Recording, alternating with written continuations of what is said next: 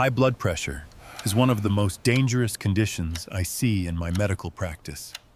Not because it causes immediate pain, but because it works quietly in the background for years before striking without warning. I have treated patients who felt perfectly fine, who were active, independent, and living normal American lives, until one morning they woke up with a stroke or collapsed from a heart attack. That is why high blood pressure is often called a silent threat.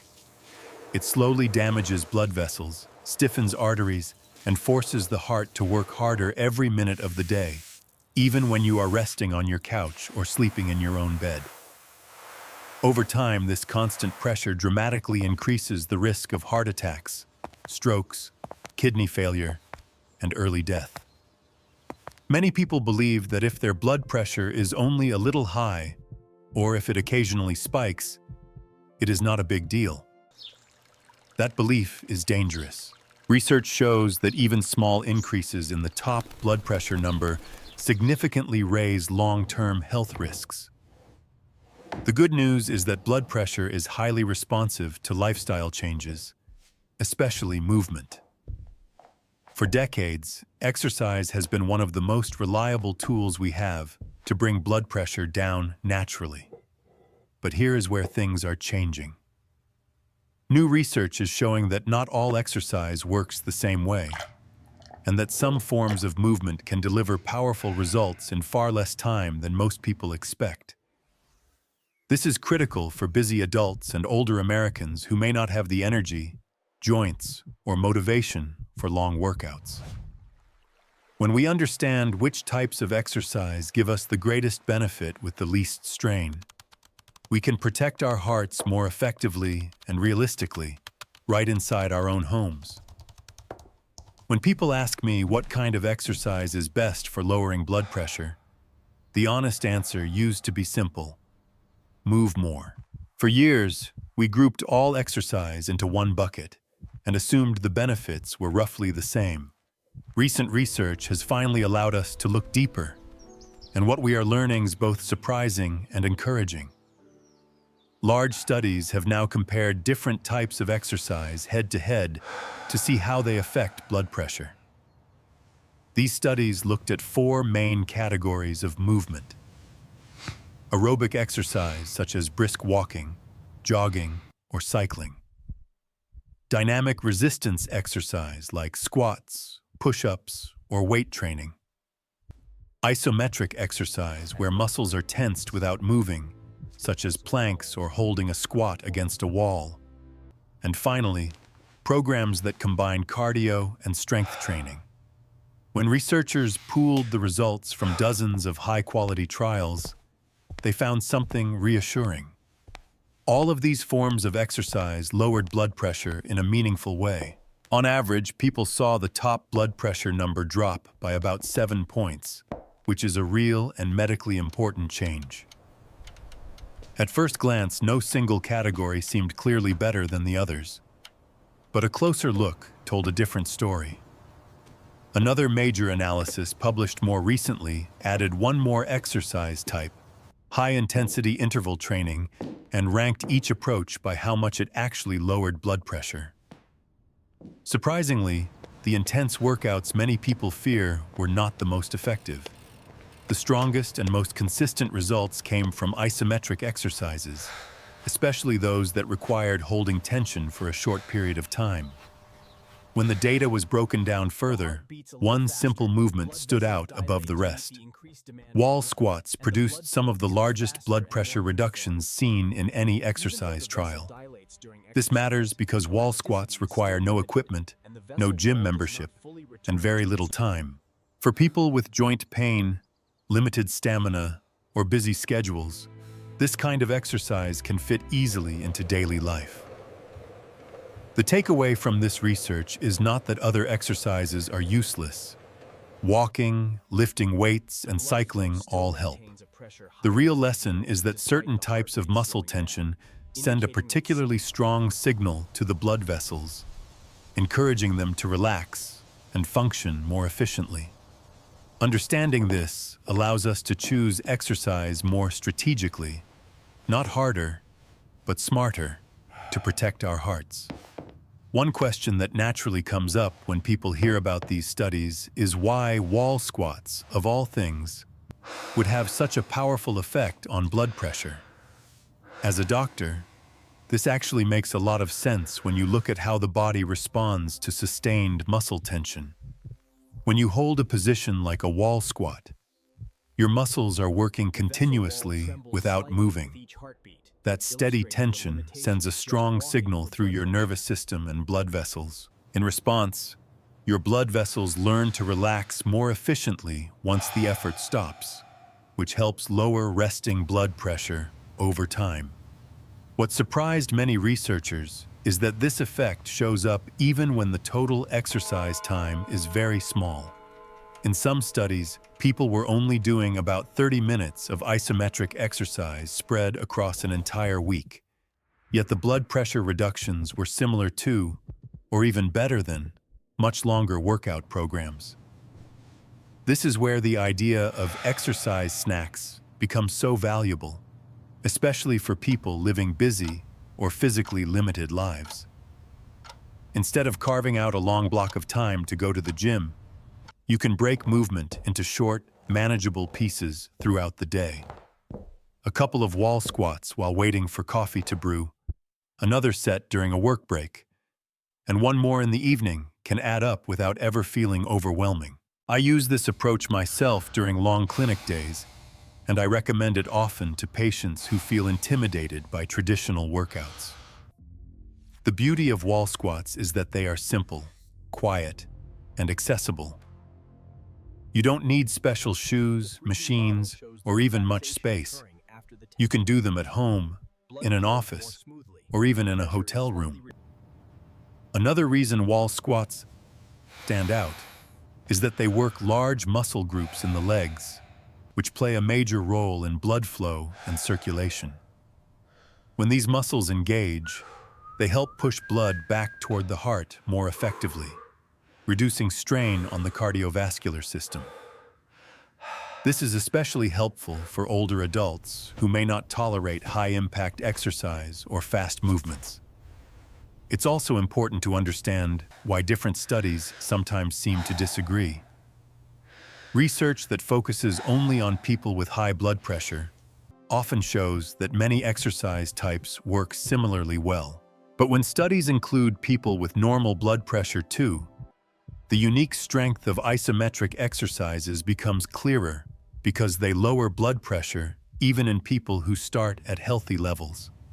That tells us these exercises are powerful regulators, not just treatments. The practical takeaway is simple. You don't have to choose between being active and being realistic. Wall squats and other short bursts of muscle tension allow you to fit meaningful blood pressure control into real life, without exhaustion, pain, or complicated routines. If you want to use wall squats to lower your blood pressure safely and effectively, the way you do them matters just as much as doing them at all. I often tell patients that this exercise should feel challenging but controlled, never painful or forced. Start by standing with your back flat against a sturdy wall, feet about shoulder width apart, and positioned roughly 1 to 2 feet away from the wall. Slowly slide your back down until your thighs are angled downward and your knees are bent, but not pushed forward past your toes. Your lower legs should stay mostly vertical, with your knees stacked above your ankles. This position protects your joints and ensures the work is happening in the muscles, not the knees. Your back should stay in contact with the wall the entire time, shoulders relaxed, head neutral, and eyes looking straight ahead. The most important part is finding the right depth. You do not need to sink into a deep squat. Instead, adjust your height so the effort feels like about a 4 out of 10. At that level, you should feel your legs working steadily, but you should also feel confident that you could hold the position for up to 2 minutes if needed. Once you find that spot, hold it. Focus on slow breathing through your nose and out through your mouth. Do not hold your breath. Your breathing should stay calm and rhythmic, even though your legs are working. A good starting goal is to hold the position for about 1 to 2 minutes, then stand back up slowly and rest for another 1 to 2 minutes. During the rest, stay standing or walk around lightly. Avoid sitting immediately, as gentle movement helps your circulation adjust smoothly. After resting, repeat the wall squat for another round. Most people do well with 3 to 4 total holds in one session. If it feels too easy, slide a little lower next time. If it feels too hard, move a little higher. Small adjustments make a big difference. One of the advantages of wall squats is that they are easy to scale to your body on any given day. Some days you may feel stronger. Other days you may need to back off slightly. That flexibility is a strength, not a weakness. You can spread these sets throughout the day instead of doing them all at once. One in the morning, one midday, and one in the evening can be just as effective as doing them back to back. This approach fits naturally into real life. You can do a set while waiting for coffee, during a break from work, or before dinner. Consistency matters far more than intensity. Over time, as your legs get stronger and your body adapts, many people notice the position feels easier, and their blood pressure readings begin to trend downward. If you ever feel sharp pain, dizziness, or chest discomfort, stop and rest. Wall squats should feel like steady effort, not strain. For most people, especially those with joint concerns or limited time, this exercise provides a rare combination of safety, simplicity, and powerful benefit. When done correctly and consistently, it sends a clear signal to your blood vessels to relax and function better, helping your blood pressure move in a healthier direction without complicated equipment or exhausting workouts. When people ask me whether lowering blood pressure by just a few points is really worth the effort, my answer is always the same. Those few points can change the entire course of your health. This is not theory. It's something I've seen play out in real lives over and over again. Even a drop of 5 to 10 points in the top blood pressure number can dramatically reduce the risk of heart attacks and strokes.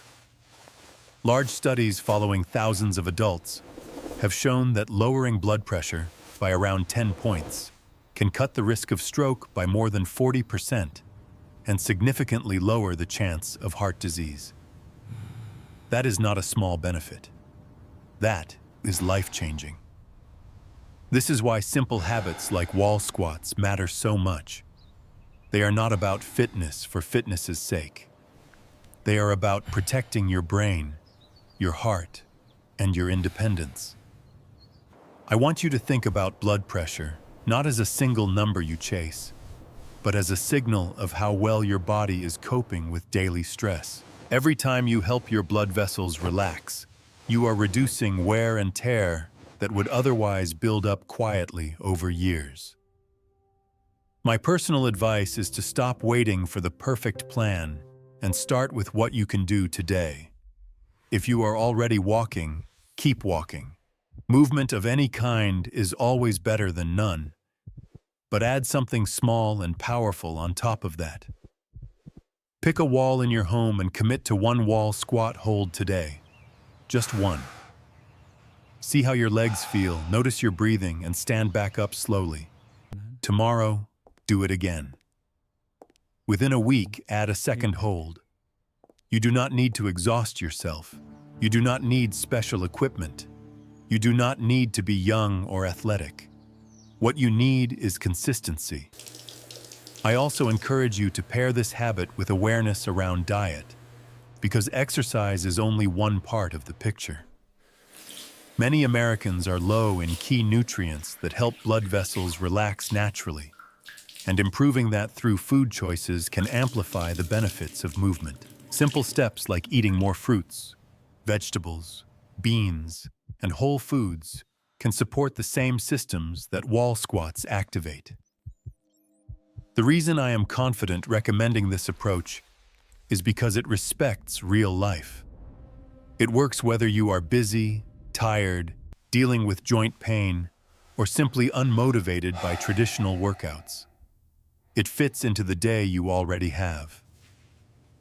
If you care about staying healthy, avoiding medications when possible, or making the ones you take work better, this is a place to start. Small actions done consistently send powerful messages to your body.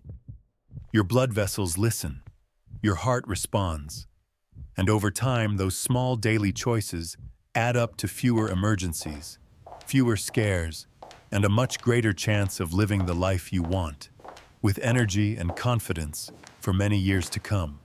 As a doctor, the most important lesson I have learned about blood pressure is that small, consistent actions protect lives far more effectively than extreme measures taken too late. High blood pressure rarely announces itself with pain or warning signs. It quietly strains the heart and blood vessels day after day, until one morning it shows up as a stroke, a heart attack, or a sudden loss of independence. That is why I encourage people to stop thinking of blood pressure as a number to fear and start thinking of it as something they can influence every single day with realistic choices. Movement remains one of the strongest tools we have, but the newer research is reminding us that how we move matters more than how hard or how long we move.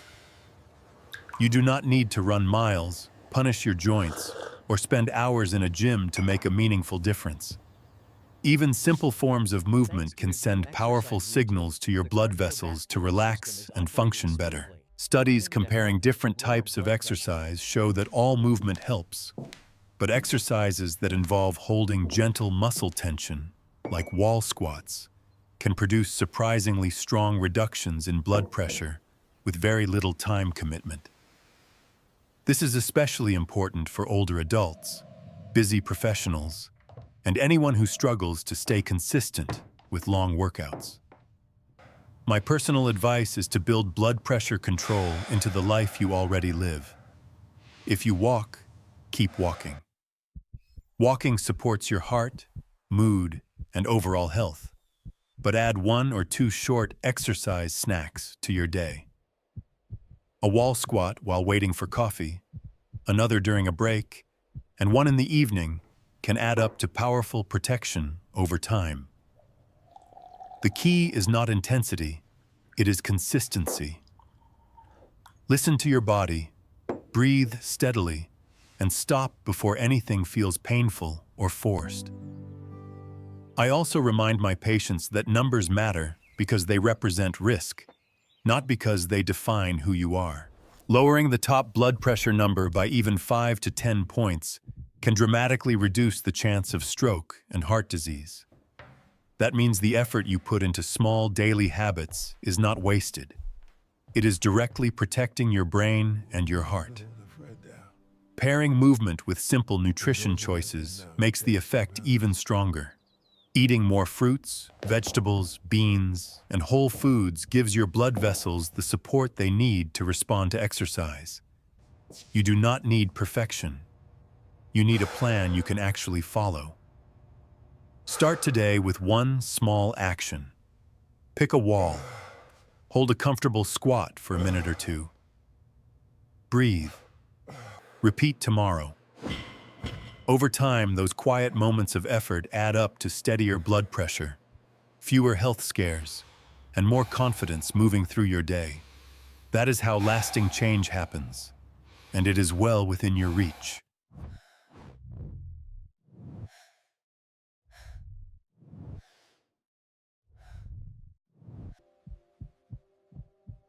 The 3D model zoomed in on the vessel wall shows improved elasticity